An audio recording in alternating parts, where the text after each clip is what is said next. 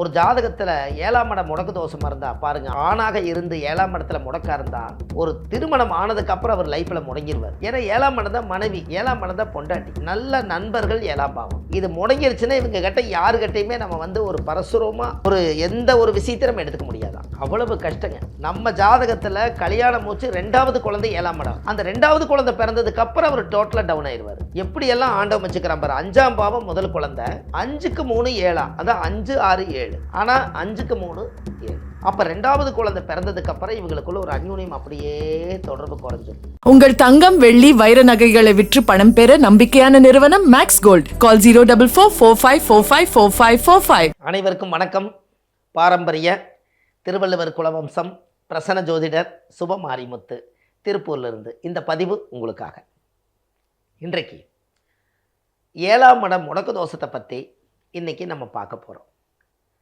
இந்த 7ஆம் இடம் முடக்கு தோஷம்னா என்ன? இந்த 7ஆம் இடம் முடக்கு தோஷம் ஒரு வாழ்க்கையில் யாருடைய ஜாதகத்திலேயாவது ஆணாக இருந்தாலும் சரி பெண்ணாக இருந்தாலும் சரி, இந்த 7ஆம் இடம் முடக்கு தோஷம்னா என்ன அப்படிங்கிறத பற்றியும், இந்த ஜாதகத்தில் இந்த முடக்கு தோஷத்துக்கு உண்டான பரிகாரம் என்னங்கிறத பற்றி நம்ம பார்க்க போகிறோம். அப்போது இந்த ஜாதகத்தில் 7ஆம் இடம் முடக்கு தோஷம் ஒரு மனிதனுக்கு இது எங்கிருந்து வருது? சூரியன் என்ற நட்சத்திரத்துக்கு அந்த ராசி முடங்கி போகுமா? அப்போ சூரியன் என்ற நட்சத்திரம் எதுவோ அதுதான் அப்பாவுடைய உயிர் கருண் என்ற நட்சத்திரம். அந்த கருண் என்ற நட்சத்திரம் தான் அந்த 7ஆம் இடத்துக்கு முதல் முடக்கு தோஷத்துக்கு அறிகுறியே. பாருங்கள், அந்த காலத்தில் இந்த முடக்கு தோஷத்தை இதை உருவாக்கியிருக்காங்களா இல்லையா?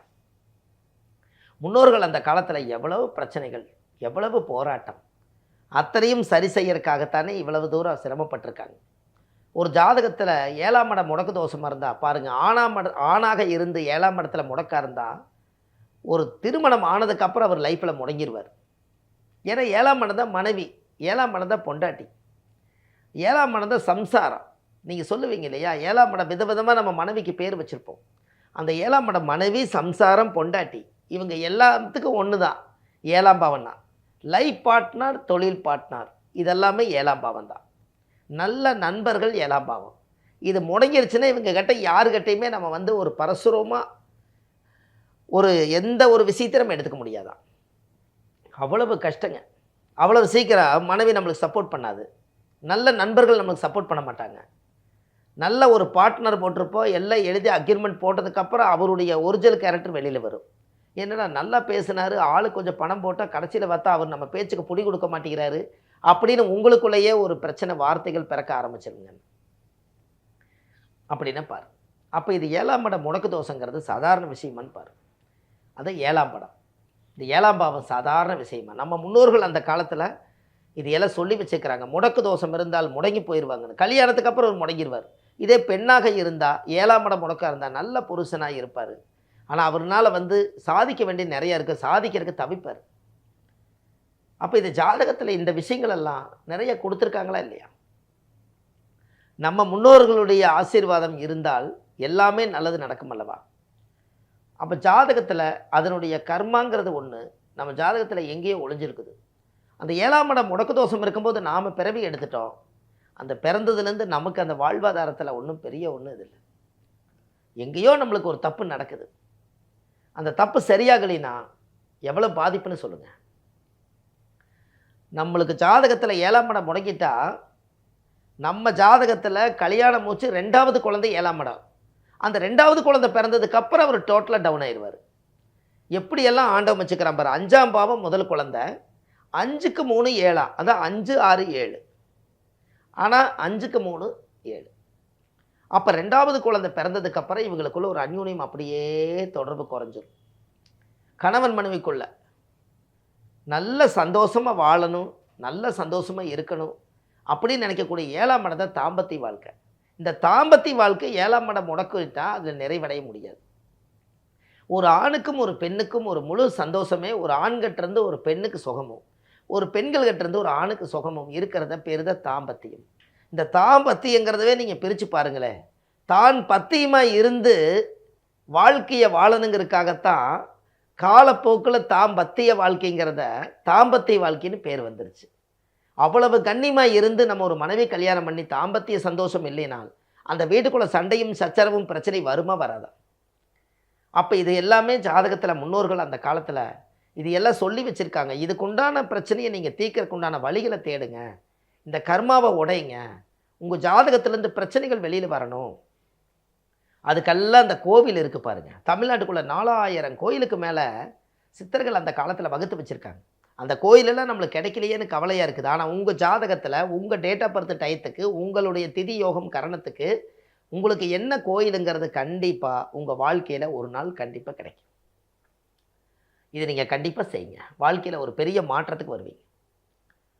நம்ம ஜாதகத்தில் நம்ம முன்னோர்களுடைய ஊழ்வினை கர்மா நம்மளை விட்டு சரியாகணும் அல்லவா? நம்ம பூர்வ ஜென்மத்தினுடைய பாவ தோஷங்கள்லாம் நம்மளை விட்டு விலகிருச்சுனாலே நம்ம நல்லா இருப்போம். இதெல்லாமே 7ஆம் பாவம் தான் முடக்கு. ஒரு ஜாதகத்தில் 7ஆம் இடம் முடங்கிருச்சுன்னா அவ்வளோ பெரிய கர்மவினை தோஷம் இருக்கா. அந்த கர்மவினை தோஷம் கண்டிப்பாக அது நிவர்த்தி ஆகிட்டா வாழ்க்கையில் நீங்கள் நல்லா இருப்பீங்க. அந்த 7ஆம் இடம் முடக்கு பாருங்கள், 7ஆம் இடம் முடங்கிரும்.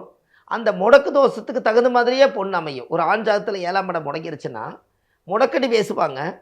இவங்க பேசுகிறது அவங்களுக்கு பிடிக்காது, அவங்க பேசுகிறது இவங்களுக்கு பிடிக்காது. இதை நீங்கள் செக் பண்ணுங்கள். ஆமாங்க, நான் எவ்வளவு நல்லது பண்ணாலும் என் பொண்டாட்டி ஏற்றுக்கவே மாட்டேங்கிறாப்புல அப்படின்னு இவர் சொல்லுவார்.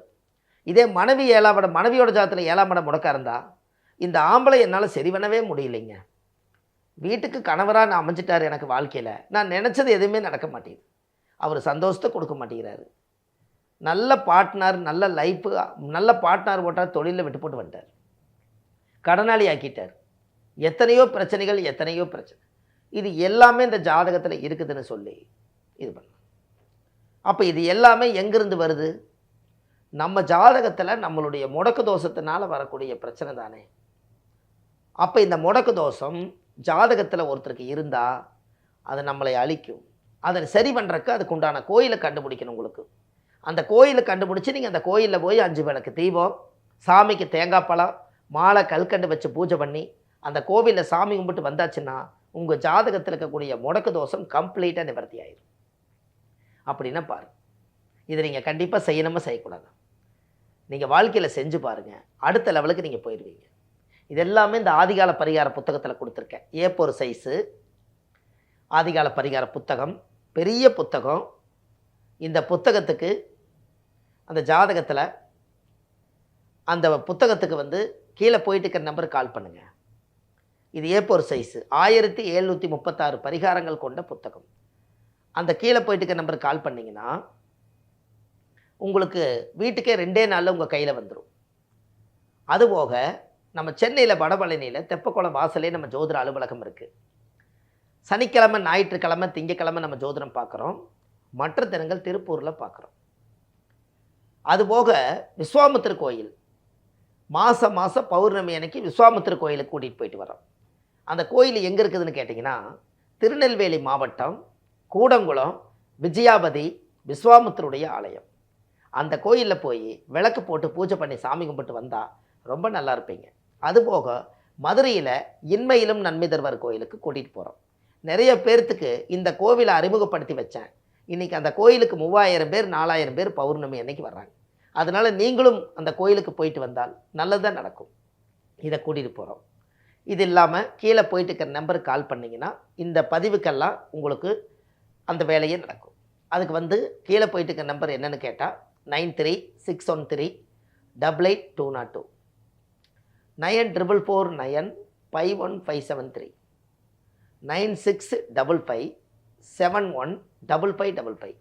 இந்த நம்பருக்கெல்லாம் நீங்கள் ஆஃபீஸ்க்கு கால் பண்ணிங்கன்னா உங்களுக்கு இந்த புத்தகம் எப்படி கிடைக்கும், விஸ்வாமித்திர கோயிலுக்கு எப்படி போகிறது, ஜாதகம் பார்க்குறக்கு அப்பாயின்மெண்ட் எப்படி பதிவு பண்ணுறது எல்லாம் இதில் சொல்லிடுவாங்க.